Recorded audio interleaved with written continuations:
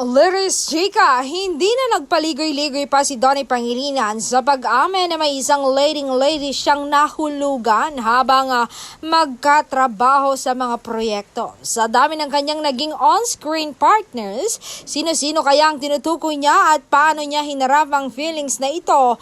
Off-cam, tila may halong kilig at kontrobersya ang revelasyong ito. Ayon sa aktor, sa lahat daw na naging love team niya, ang nahulog talaga ng loob niya ay kay Bel Mariano. Sa kanya lang daw nahulog ang kanyang puso.